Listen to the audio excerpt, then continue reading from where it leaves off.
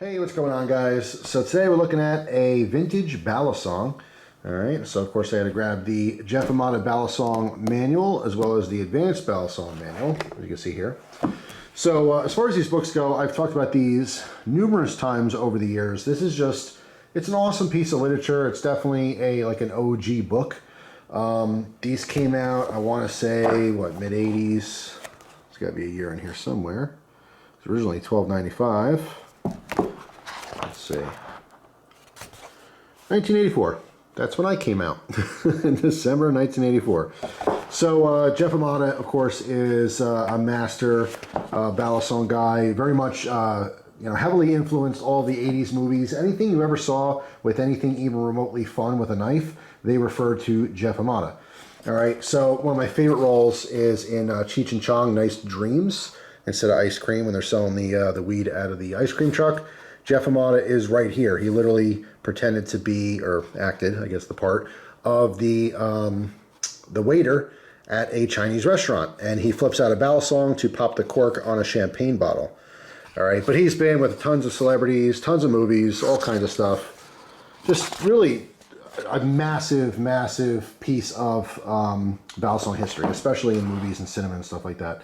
But anyway, so his book here, the Balisong Manual, it goes into the Balisong just a little bit here. It does teach you a little bit of history, shows you some of the basics, at least from 1984, what was available then, which is also a great reference for a lot of Balisongs, which what we're doing today is referencing.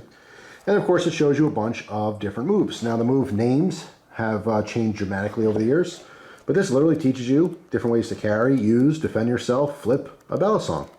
It is, Balisong 101 in here. Very cool.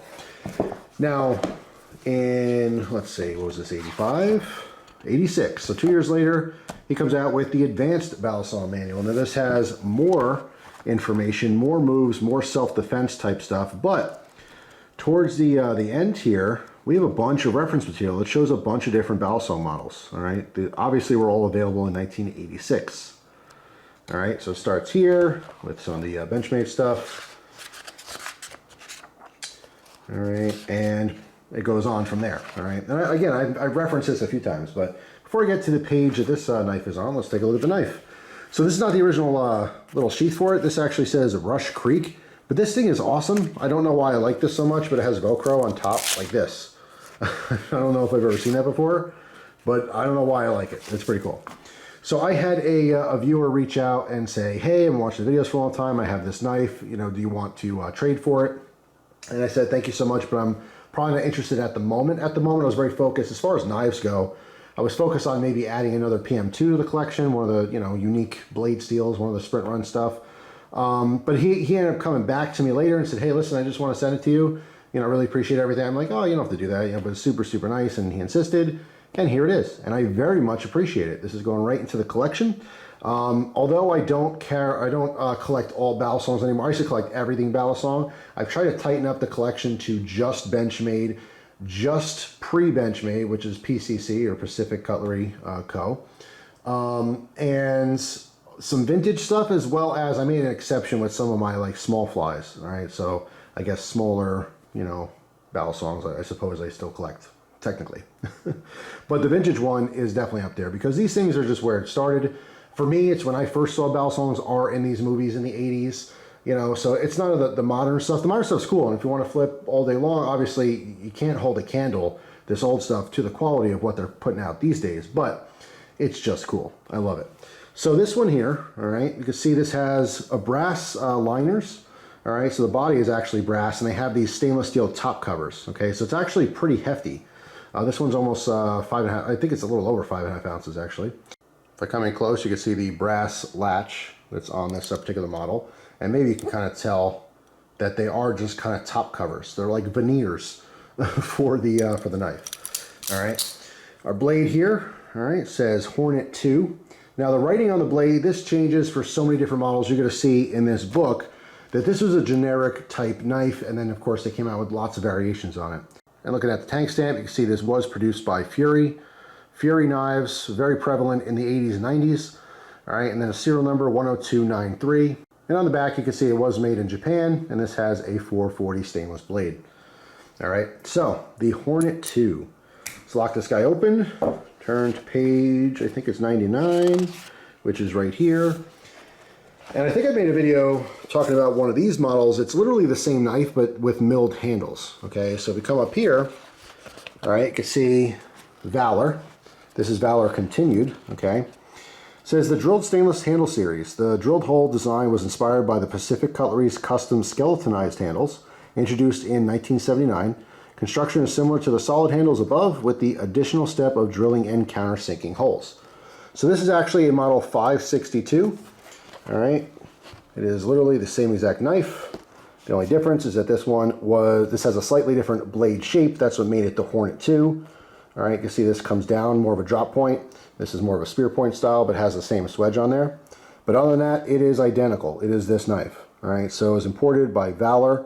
Obviously, it's made by Fury, but Valor was the importer of a lot of different stuff back then. All right, the model 562 is not Bally High. It's the 562 Hornet-II. 5.5 ounces, 5 inches closed, 8.5 open.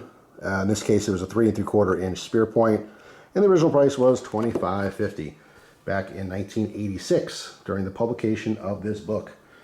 So, I mean, just super cool. Again, using books to reference things. I mean, you could see a lot of these designs were copied, inspired by. I mean, you know, the industry, it's not all that big.